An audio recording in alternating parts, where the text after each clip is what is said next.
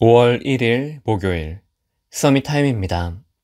성경 말씀은 요한복음 19장 28절에서 30절 말씀입니다. 요한복음 19장 28절에서 30절 신약 182쪽에 있습니다.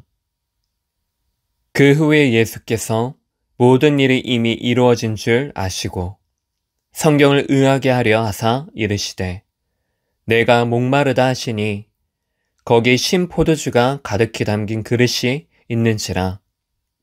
사람들이 신 포도주를 적신 해면을 우슬초에 메어 예수의 입에 대니 예수께서 신 포도주를 받으신 후에 이르시되 다 이루었다 하시고 머리를 숙이니 영혼이 떠나 가시니라. 아멘. 오늘 말씀의 제목은 하나님 아들의 죽음입니다. 요한복음 19장은 18장에 이어 유대인들에게 넘겨진 예수님께서 십자가에 못 박히시고 이후에 장례를 지내는 장면을 기록하고 있습니다. 구원받은 성도로서 십자가 사건을 통해 어떻게 신앙생활을 해야 할지 이정표를 보여주고 있습니다. 19장에는 세 종류의 사람이 등장합니다. 빌라도, 유대인, 아리마대, 요셉과 니고데모가 있습니다. 이들을 통해 내가 지금 어디에 있으며 또한 어디에 있어야 하는지를 확인하게 바랍니다. 그래서 십자가를 통해 이루신 재창조의 역사를 누리는 삶 살기를 또한 바랍니다. 첫 번째로 불신자는 복음을 모르고 사단의 주인이 되어 종된 상태에 있습니다. 그래서 무엇을 하더라도 틀린 시작을 할 수밖에 없습니다. 빌라도는 헤롯에게 예수님을 넘길 때와 같이 분명한 기준을 가지고 섰습니다. 청렴하고 바른 정치인의 자세를 가진 자였습니다. 그래서 1절 죽이지 않고 채찍질로 대신했습니다. 4절 유대인들에게 아무 죄도 찾지 못한 것을 말합니다. 10절 예수님께도 자신에게 고난이 있다며 타이르기까지 했습니다.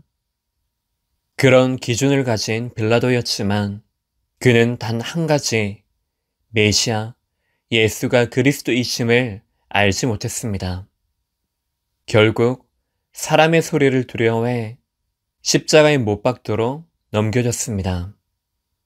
복음을 모르면 자신의 의, 성공의 자리에 있어도 한계를 넘어서지 못합니다. 거짓의 아비, 공중권세 잡은 자의 흑암의 배경에 속한 자로 그의 도구밖에는 되지 못합니다. 11절 위에서 주지 아니하셨더라면 나를 해할 고난이 없었으리니 하나님이 허락하지 않으면 빌라도는 예수님을 해하지 못합니다. 빌라도의 행실을 보고 정죄할 것이 아니라 그들의 모습과 같았던 나의 과거를 생각하며 감사해야 합니다. 감격할수록 십자가에서 이루신 완전한 복음을 더 정확하게 붙잡아야 합니다. 또한 이들과 같이 복음을 몰라, 길을 몰라 자신의 자리에서 방황하는 자들을 향해야 합니다. 두 번째로 예수는 믿지만 내가 주인이 되면 신자이지만 육에 속한 상태에 있게 됩니다. 15절 빌라도가 너희의 왕을 십자가에 못 박으랴는 말에 대제사장들은 가이사 외에는 왕이 없다고 말합니다. 21절 유대인의 왕이라는 팻말을 보고 자칭으로 쓰라고 화를 내기까지 했습니다. 유대인들은 분명히 하나님을 믿는 메시아를 기다리는 선민입니다. 하지만 주신 복음의 내용보다 선민의식에 앞서 예수님을 메시아로 보지 못했습니다. 예수는 믿지만 예수로 충분치 않고 믿음도 있지만 믿음으로 살지 않는 종교인입니다. 결국 그들은 종교 생활로 생명의 구원자 되신 예수님을 십자가에 못 박았습니다. 아무리 복음의 역사 속에 있다 하더라도 가장 중요한 복음을 비밀로 붙잡지 못하면 소용이 없습니다. 오직 복음만이 필요한 이유입니다. 그 가치를 아는 우리는 복을 받은 사람입니다. 이것은 인간의 노력과 열심이 아닌 십자가에서 이루신 완전한 복음의 열매입니다. 세 번째로, 오직 그리스도가 나의 주인이 되어지면 그분의 제자로 영에 속한 상태에 있게 됩니다. 아레마대 요셉은 선하고 의로운 사람으로 유대인들의 결의와 행사에 찬성하지 않았던 자입니다. 하나님의 나라를 기다리던 자로 예수님의 시체를 가져갈 것을 구하고 장사 지냈습니다. 니고데모 또한 많은 사람이 예수님을 비난했을 때 변호했던 자입니다. 뿐만 아니라 모략과 침향으로 예수님의 장례에 직접 참여한 자였습니다. 그들은 복음의 비밀을 소유하게 된 하나님의 은혜가 임했던 자들이었습니다.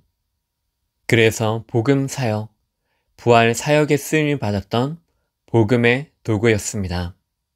그들에게 은혜를 주시고 부르신 분이 실절 하나님의 아들입니다. 인생의 주인이 누구냐에 따라 일어나는 역사가 달라집니다. 그리스도로 시작할 수 있으면 항상 승리할 수 있습니다. 그것이 예수님의 부활입니다.